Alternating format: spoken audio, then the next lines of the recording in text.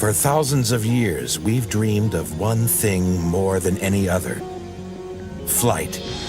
In the last 100 years, we've mastered the air with machines that have taken us to the absolute limit of height, speed, and agility.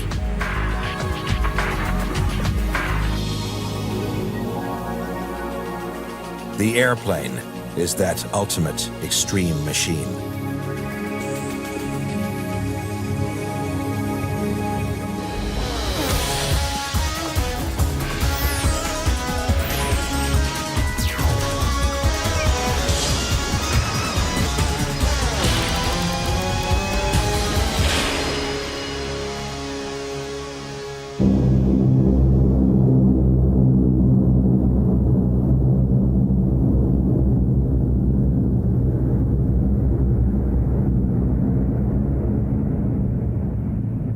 Reno, Nevada.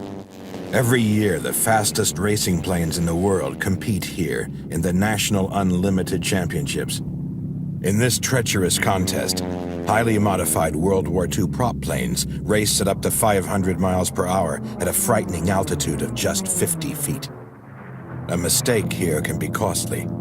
In the last 25 years, 10 men have died in this fierce competition. If your supercharged engine blows, you must gain altitude immediately and find somewhere to land. If not, you're dead.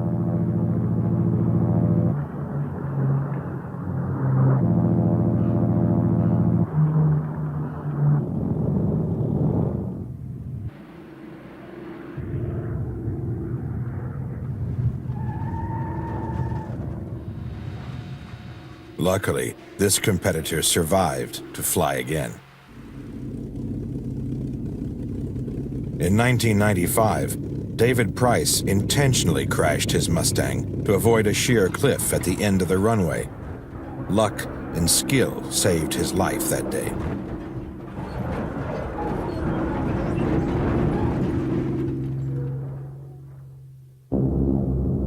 In the early 1940s, there were 15,000 P-51 Mustangs in the U.S. Air Force, highly mobile fighters which saw action in Europe and the Far East.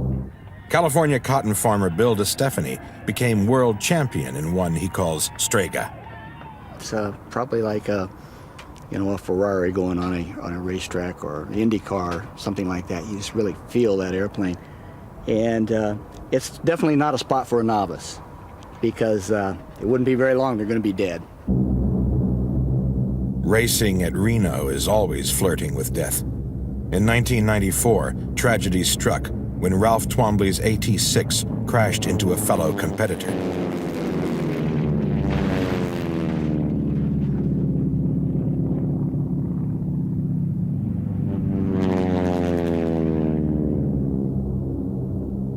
Danger may motivate these men, but the engineers make it all possible.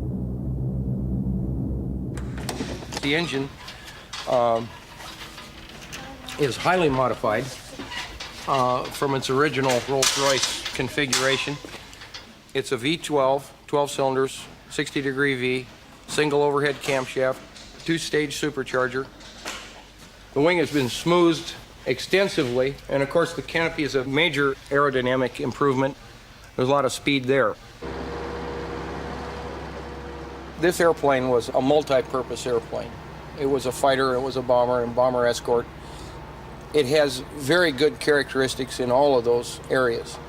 What we've done is foregone some of the good characteristics of the airframe for the sake of absolute speed.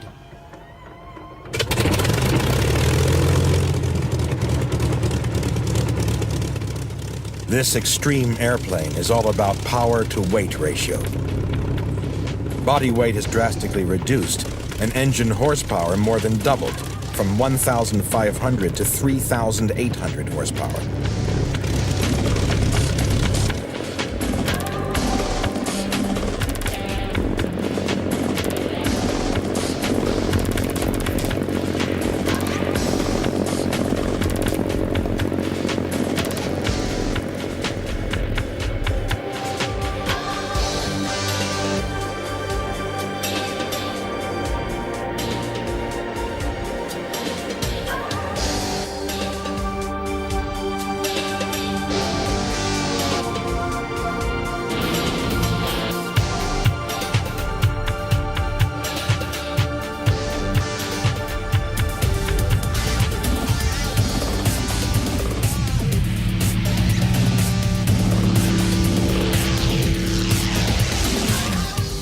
world record is currently 528 miles per hour, and these planes can climb 10,000 feet in 90 seconds, faster than an F-18. Although these old fighters are raced for fun, it is ultimately always war, or the threat of it, that triggers every major leap in aviation technology.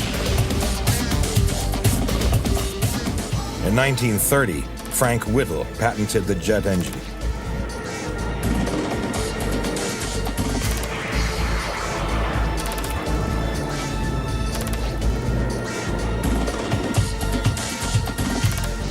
However, it was the German Me-262 that became the first jet to see active service.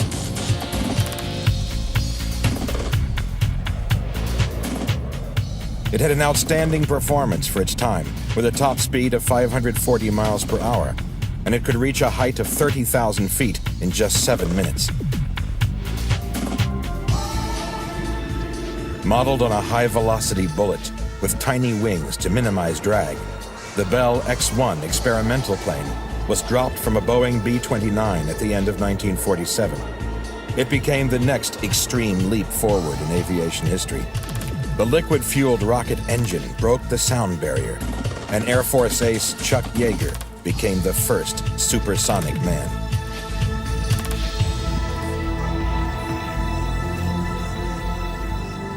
In less than 20 years, it became possible for anybody to fly at twice the speed of sound. In January 1976, Concorde took off on its first ever supersonic passenger flight. But unknown to the world, an elite force of highly trained military pilots was already flying at over 700 miles per hour faster and 20,000 feet higher than Concorde.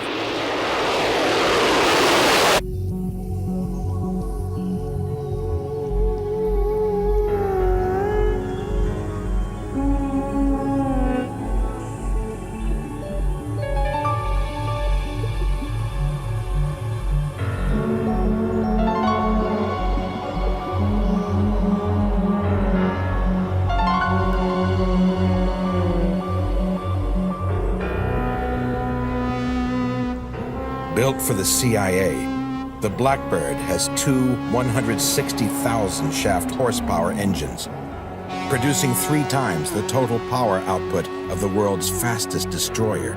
It swallows 100,000 cubic feet of air per second and uses 1,000 gallons of specially developed fuel an hour that costs more per quart than the most expensive Scotch whiskey.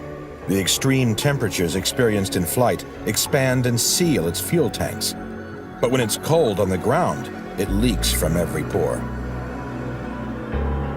The pilots who fly the Blackbird are the cream of the U.S. Air Force, and because of the speed at which they fly, they are known as the Untouchables.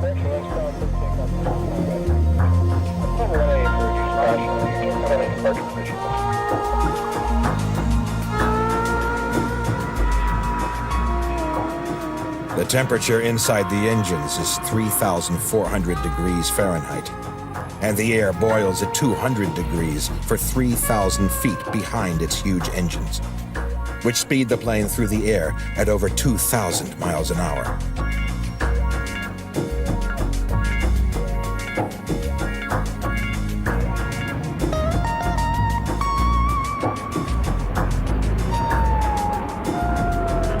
The SR-71 Blackbird is still the fastest and highest flying military plane of all time. Traveling at 3 times the speed of sound, it takes photos at 90,000 feet that can pick up the license plates on cars in a parking lot. It was designed by Lockheed in 1962 and was the aviation equivalent of redesigning the wheel. Its titanium body is built to withstand extreme kinetic heat. Its aerodynamic design baffles radar, and it's powered by 2 of the largest jet engines ever built. When you look at the airplane, it looks very, very elegant and very purpose-built. You just get the idea that this thing wants to go fast and go very high, and it's really built to do that. You get an idea that you really got a thoroughbred on your hands here.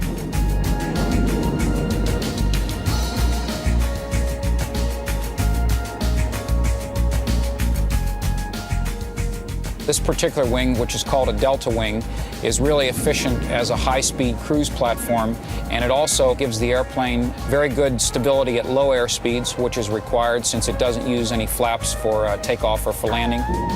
The tails have kind of an unusual design in that the bulk of the tail really forms the rudder. The tails are tilted inboard so that the vortex, which comes off the front of the airplane, that high-energy vortex is superimposed over the rudders and vertical tails at slow air speeds. It puts a lot of high-energy air back there and makes them very, very effective. The fuselage of the airplane has kind of an outer shell, and that outer shell is called a chine area. And that chine area is particularly useful for optimizing the airplane for very, very high-speed cruise.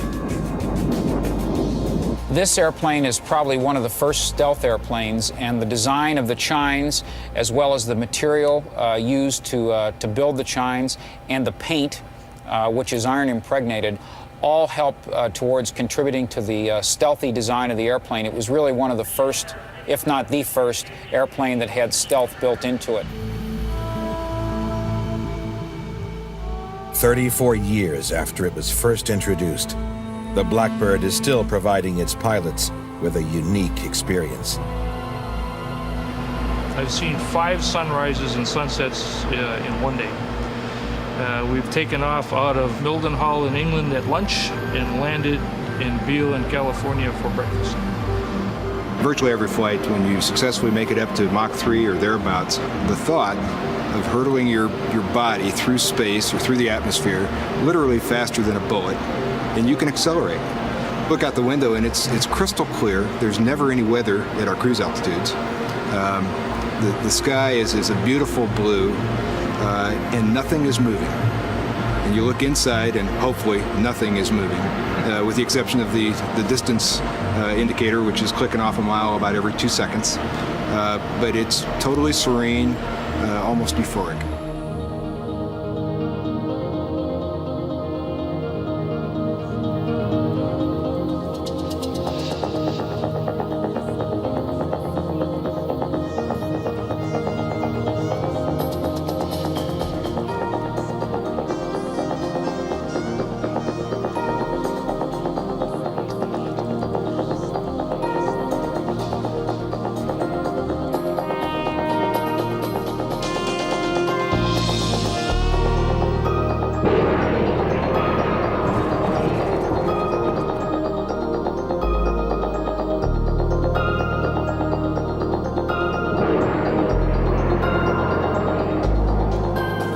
The faster the plane, the more dangerous it is for the pilot.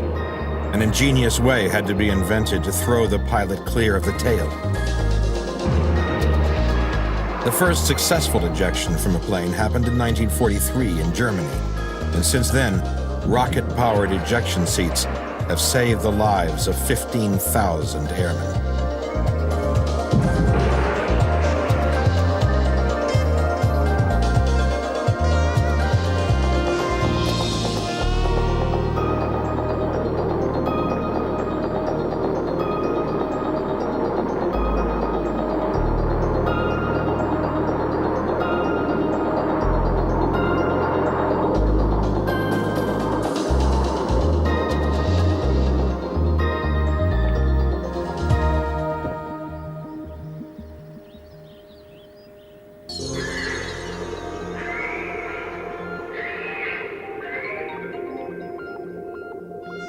$150 million years before man took to the skies, the world's first flying animals were already airborne. The pterodactyl was the largest creature ever to fly, with wings measuring 45 feet across. These wings were flaps of skin, stretched on bony frames that allowed the animals to soar, but gave them little propulsion. They were like the sails of a boat, and its large head and neck was used as a rudder.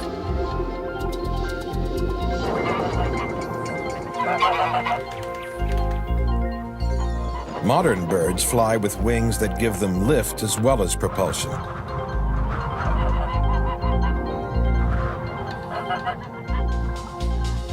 When taking off or landing, They extend outer feathers on the ends of their wings, which give them a larger surface area and therefore more stability at low speeds. These design features would take man thousands of years to learn.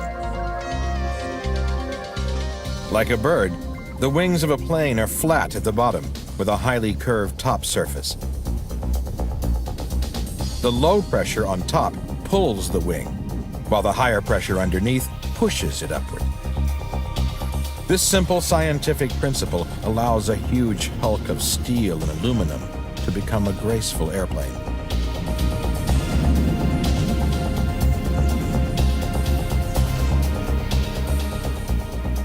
Today, civilian aircraft are rigorously tested to withstand the extreme pressures of almost continuous flight. This wing from a Boeing 777 can be bent 24 feet and can withstand turbulence of up to 150% more than it is ever likely to experience.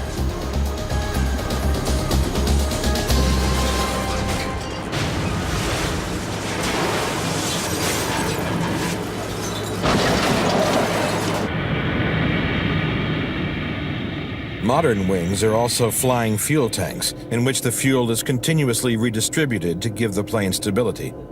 Although the fuel is diluted with special non-flammable chemicals, a plane always runs the risk of becoming a fireball.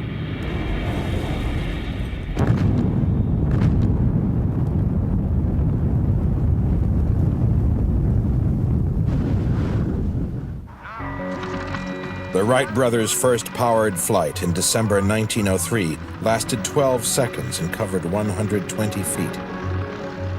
The flimsy wings were built of wood and canvas, curved upwards like those of a bird. But these wings flew mankind into the future and became the basis for a century of design innovation. It's astonishing that within just half a century, man would invent wings capable of traveling 6 times the speed of sound.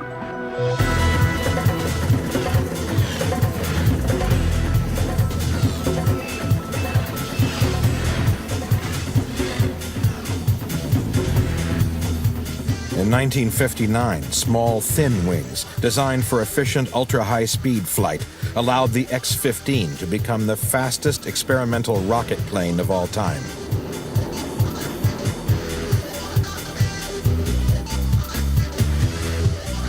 It shot through the air at an incredible 4,500 miles per hour, at a record 350,000 feet high.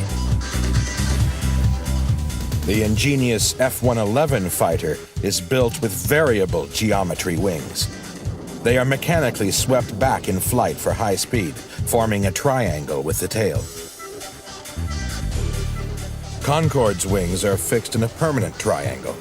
The delta wing design is essential for flight at supersonic speeds. Without it, shock waves generated by the nose would hit the wing tips and make it crash. And the astonishing forward-swept wings of the Grumman X-29 were designed for ultra-maneuverability. It was so unstable, it needed computers to correct its flight path 40 times a second. But the ultimate design of the present and the future is the amazing B-2 strategic bomber. Designed to completely avoid enemy radar, this plane doesn't have wings. It is one.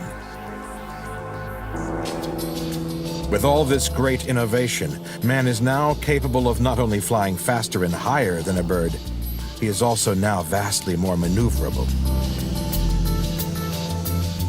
The Russian-built Sukhoi 31 is highly powered and incredibly agile.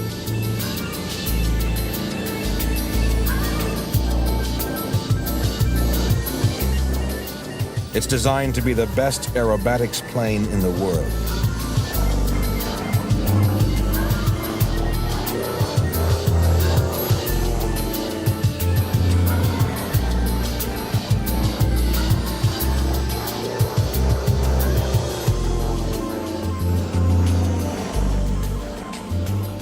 What makes a really great aerobatic airplane is actually a very unstable aircraft. It wants to roll or pitch down or up. The ailerons, for instance, are about the size of what they put on a 727. This makes the aircraft roll very fast. Also, the rudder and the elevator are very large in size, which makes it very touchy, but it gives the aircraft a vast amount of control. The landing gear is made out of titanium alloy, which is very light and very strong. The engine on this aircraft is a 9-cylinder radial engine made in Russia. It develops a very high amount of horsepower. Combined with the high horsepower of the engine into the geared down prop creates a real high amount of thrust, which makes the aircraft accelerate very quickly. The type of aerobatics that we're doing, we're pushing the limits of the aircraft. Some pilots are safety margin below the limits. Some pilots fly a little bit above the limits.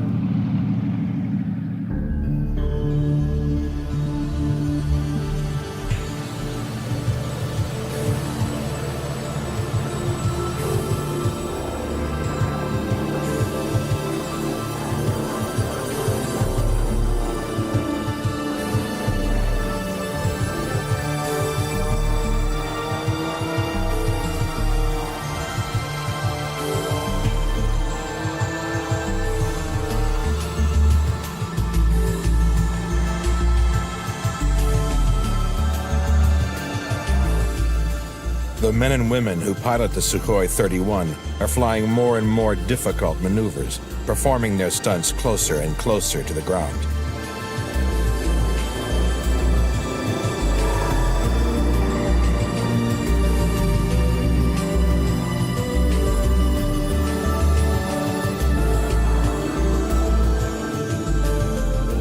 G-force is the gravitational pressure exerted on a pilot when they bank abruptly or turn upside down. It forces blood to either the head or feet and can knock a person out. Fighter pilots wear G-suits to stop them from blacking out. Eric Hagenson's only protection is a crash helmet. The sport of aerobatics can be dangerous.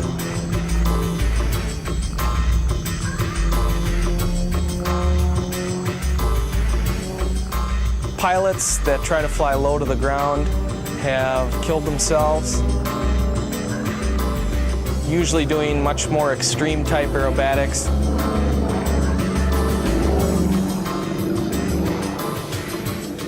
Tumbling the aircraft around and around, making it look like the aircraft's more out of control. In the air show business, there are a few more fatalities, but we're control-orientated type of people. American champion Rick Masigui's specialty was to cut his engine in mid-flight.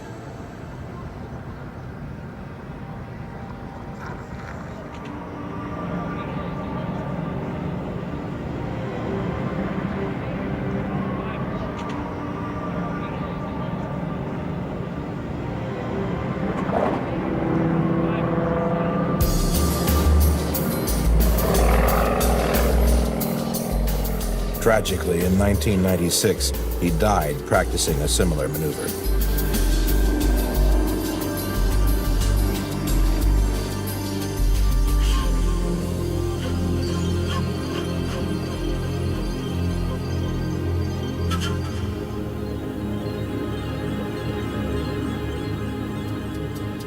This extreme machine is about to take its pilots to the very edge of space.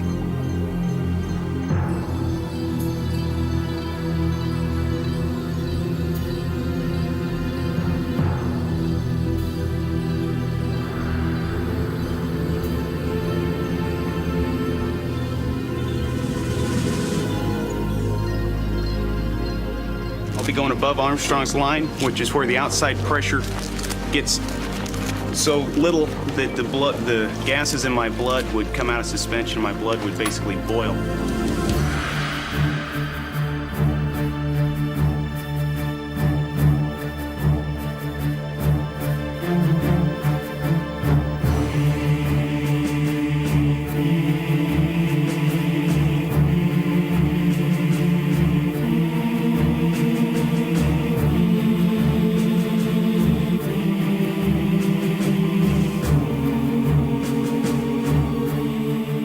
pilots are about to embark on a grueling 10-hour journey. They are hooked up to an oxygen-breathing apparatus and a urine tube. They will have to fight off muscle cramps, hunger, and fatigue. Their companion throughout their mission is the incredible U-2. In the late 1950s, it was built to travel 15,000 feet higher than any Soviet plane or missile. Because it operates at such extreme height, it has to be light. Every extra pound in weight costs 1 foot in altitude. The fuselage is built of paper-thin aluminum. The giant wings are essential to fly at high altitude, where the thin air gives little lift.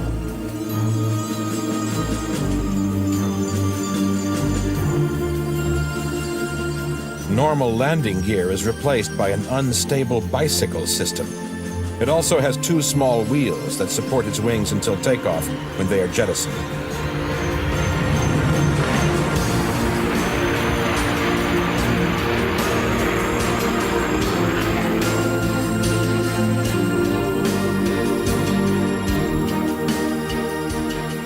Once, 57 Russian fighters were scrambled to unsuccessfully intercept just one U-2. And it is still considered by many as the greatest intelligence coup of all time. Taking reconnaissance pictures at 90,000 feet, it discovered missiles in Cuba, planes in Siberia, Iraqi tanks in Kuwait, and more recently, mass graves in Bosnia.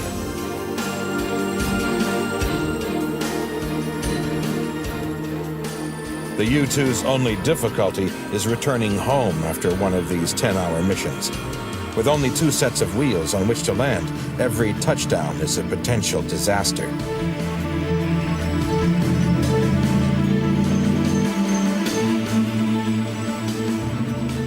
Fellow pilots talk the plane down from a pursuit car traveling at over 100 miles an hour. One simple mistake and the U-2 will crash. It's like landing on a tightrope.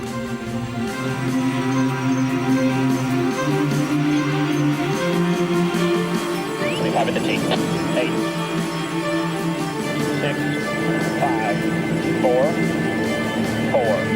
There's 3.5, back to 4, 5, 3, 3.5,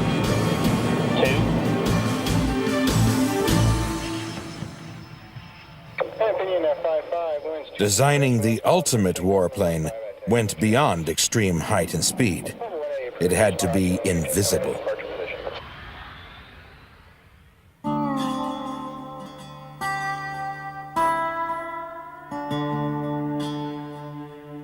Dawn, New Mexico.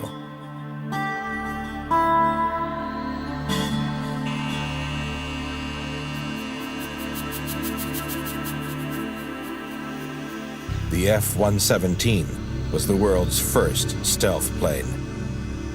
Designed to be undetectable by radar, it can fly into dangerous enemy airspace and surgically strike at high-priority communications targets and airfields. Its highly angled body deflects radar. It is covered in radar-absorbent paint, and the heat from its jet engines is hidden from the ground.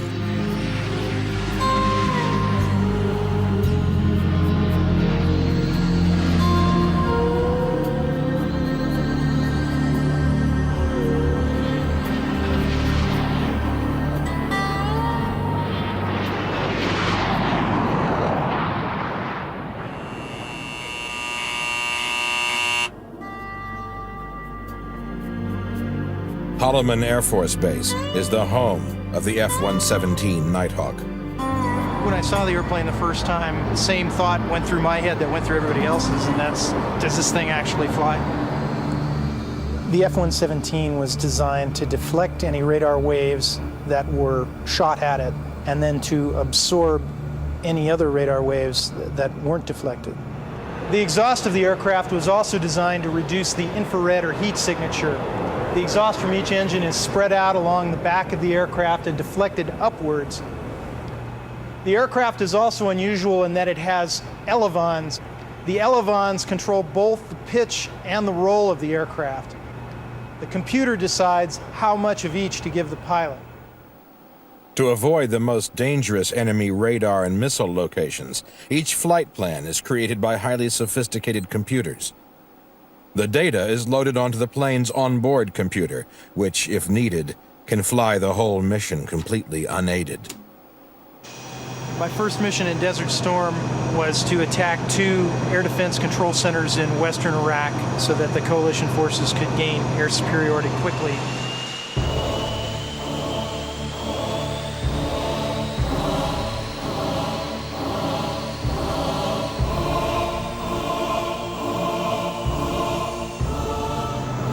Most of the pilots were very confident in the aircraft performance and that the aircraft would be able to do its mission. But there's always that element of doubt. You never know it until you try it.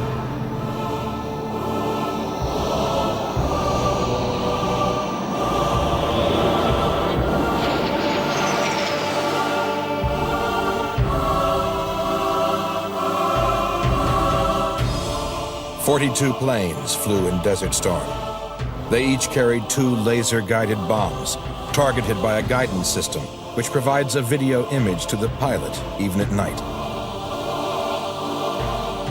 6 weeks of Desert Storm proved beyond doubt that the F-117 is the most capable surgical strike aircraft in the history of warfare.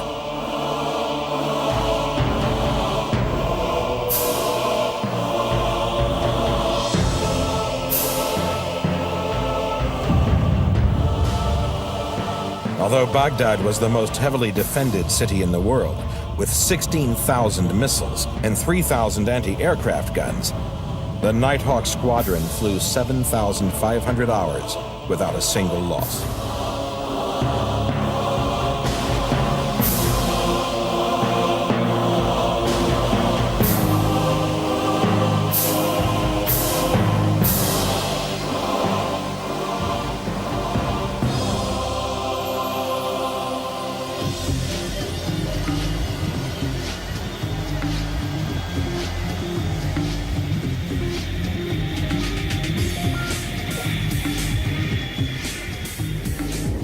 Sometimes stealth is not important. This is the world's largest super transporter, the European Beluga.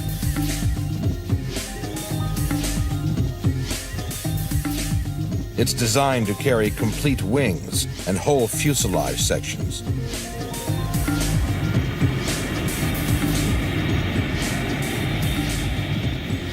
It could be called the mutant nephew of the first super transporter, the infamous Spruce Goose, designed by Howard Hughes to transport troops and tanks to Europe in World War II. This huge airplane was intended to replace the Allied ships being blasted out of the water by German U-boats. Its body design was similar to a ship. Constructed of birch rather than spruce, the plane had a larger hull than most 19th century clipper ships.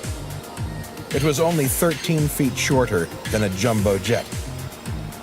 With a tail 114 feet across and a weight of 200 tons, detractors considered the plane unflyable. Hughes finally completed it at the end of World War II, too late to be of any real use, and it became a remarkable novelty, flown just once, for 60 seconds, before returning to its climate-controlled hangar.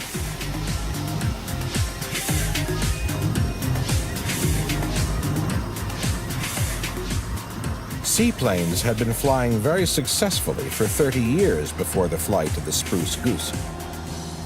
The British had become seaplane pioneers because they had to fly to corners of their empire where there were no runways. The short Sunderland was originally designed as a U-boat destroyer.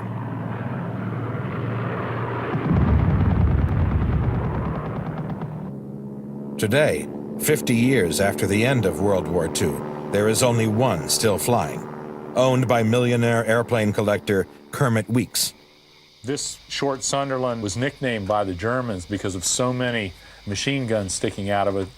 They nicknamed it the Flying Porcupine, and its defense, it was a very slow airplane. Its real only defense was to get down low over the water and make the Germans come in from the top. If they took a bullet through the belly, they still have to land on the water again, and there's an obvious leak right there. They actually used to have little rubber plugs that they could go through the hull and stick them out and make a temporary patch so they could land back again before they could do a permanent a patch on it. A flying boat is basically a ship's hull, with a float on each wing to keep it buoyant. Wings are high up to keep the propellers out of the water. Steering on the water is controlled by propeller speed alone, and wheels are screwed into place when land maintenance is essential. Although the short Sunderland was later converted into a luxury passenger carrier, the seaplane ultimately died out. After the widespread construction of concrete runways during the Second World War, there was no longer any need for planes that landed on water.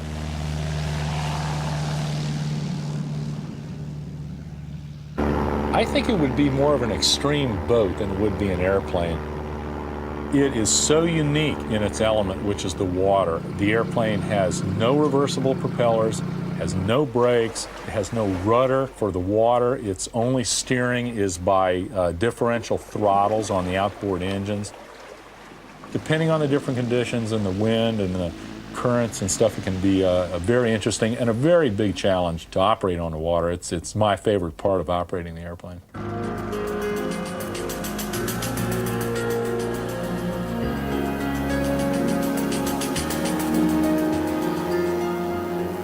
The Grumman Duck is a true amphibian, designed with a one-piece floating hull and wind-down wheels that allow it to take off from land or sea.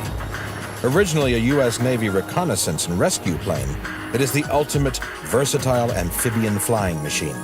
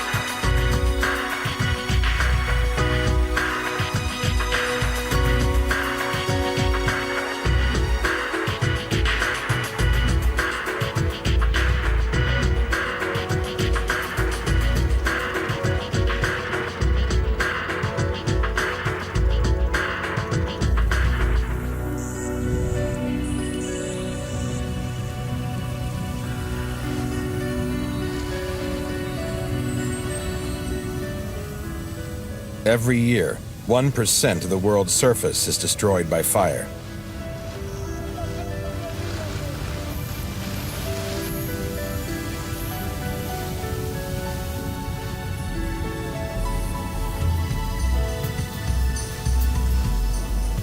There is only one plane in the world built to fight it: the Canadair CL-415.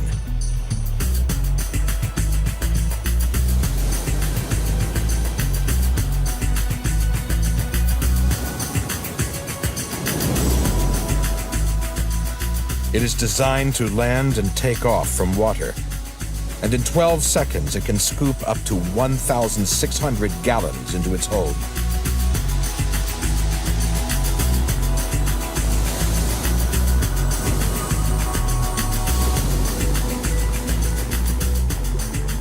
This extreme plane is built to withstand the corrosion of water and the heat of intense forest fires. These fires can reach over 300 feet in height and release the same energy as a nuclear bomb every 10 minutes. The pilots who fly them have one of the toughest jobs in aviation. They need to maneuver at low altitudes and are continually buffeted by the turbulence created by the raging fires.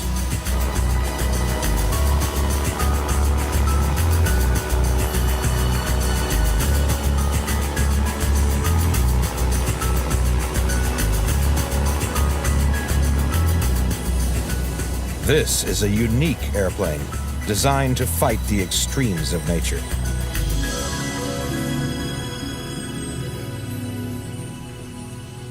One of the most unusual planes ever designed flies even lower and closer to the water. A highly secret project run by top Soviet scientists during the Cold War was set up to study something known as ground effect. When a vehicle travels close above the water, it compacts the air underneath it, cushions the vehicle, and greatly increases its speed and efficiency. The result of this research was the astonishing Ekranoplan.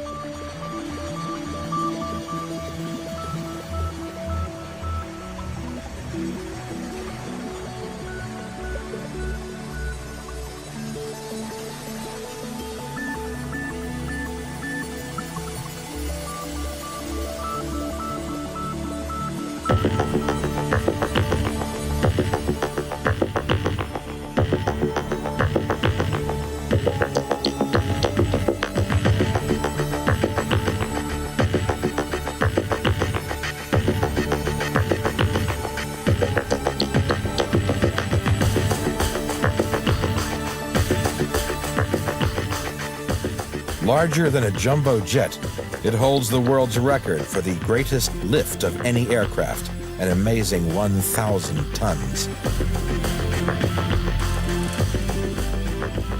This extraordinary machine is powered by 8 huge jet engines, travels at 300 miles per hour only feet above the water, and could carry 1,000 Soviet Marines.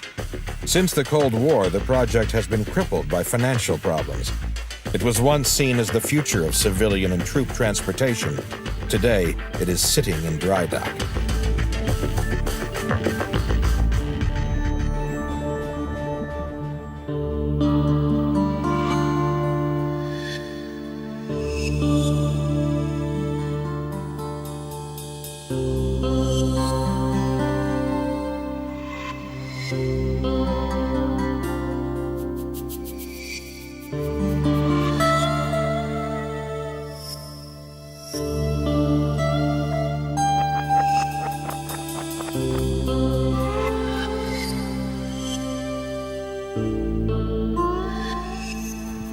Every new invention and leap forward in aviation is short-lived.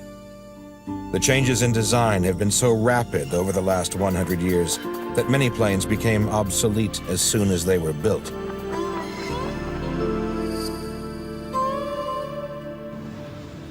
But thrust vectoring is here to stay. It is the most revolutionary aeronautical innovation since stealth technology. Jet engines produce thrust with their exhaust gases. If redirected with a movable nozzle, this thrust can dramatically change the direction of a plane, allowing it to travel at a 90-degree angle or even backwards.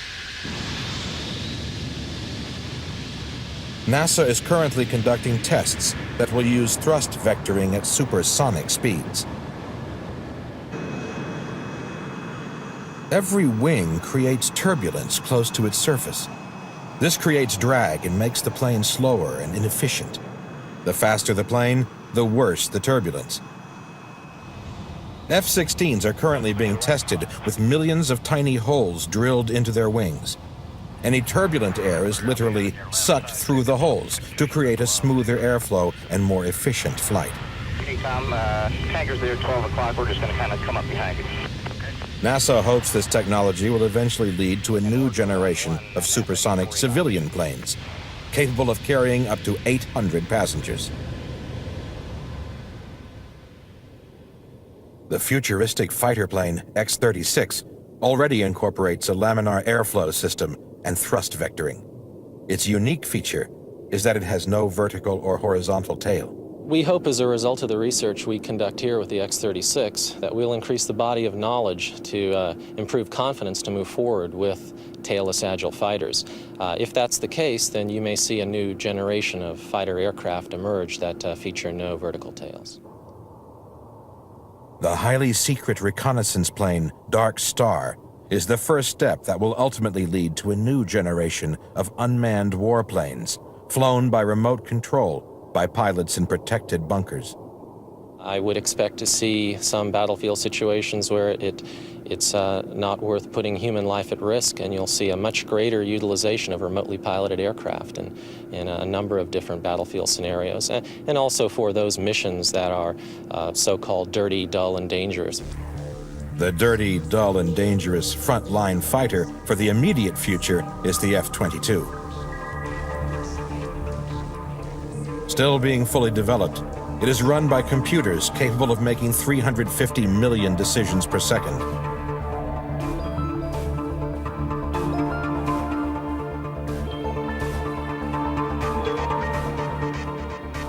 The highly classified cockpit is fully digital.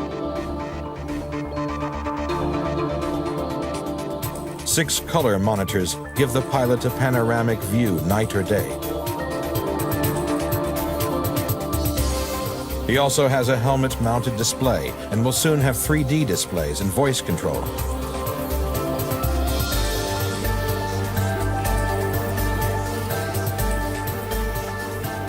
The F-22 is a true stealth plane. It's invisible to the enemy and travels at 1,600 miles per hour. Most fighter planes can fly faster than sound for only a matter of minutes, but the F-22 can fly its whole mission at supersonic speed.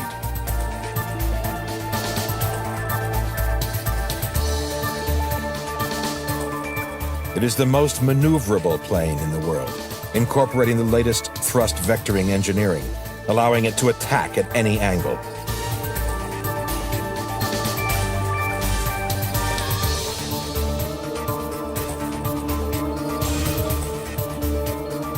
With its superior speed and stealth, this fighter plane has earned the reputation of first look, first kill.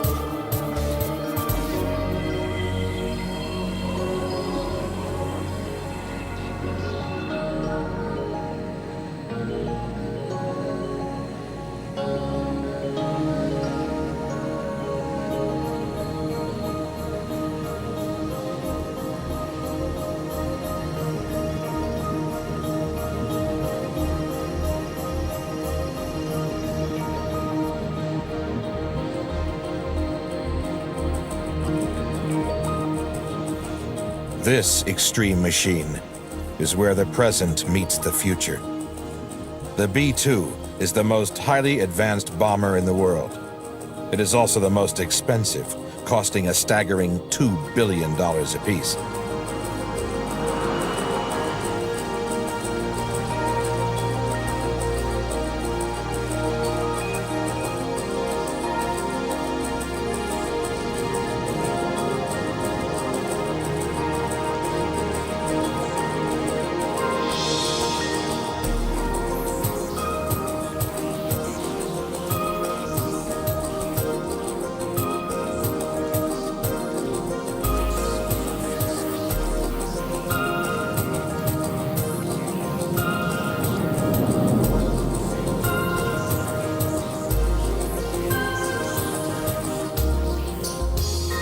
It is incredibly stealthy, capable of penetrating enemy airspace and attacking with nuclear weapons.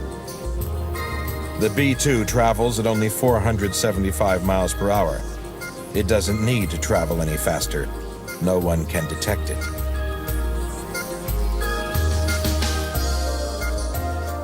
Targets are spotted by radar and attacked without warning. 80% of the B-2 is built from composite materials, and the entire aircraft is a flying wing. The 4 engines are hidden within its body so that the heat of afterburners can't be detected by heat-seeking missiles. The B-2 will operate in conjunction with the more angular radar-deflective F-117, the most advanced military planes in active service.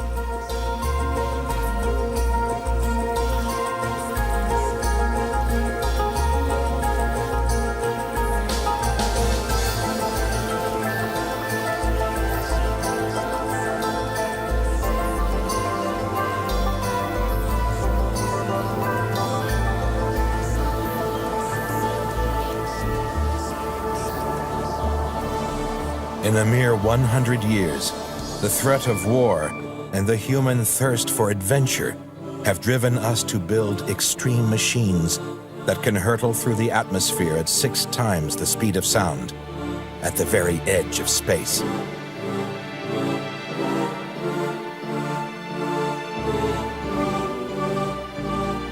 The airplane has far exceeded our once simple dream to soar with the birds.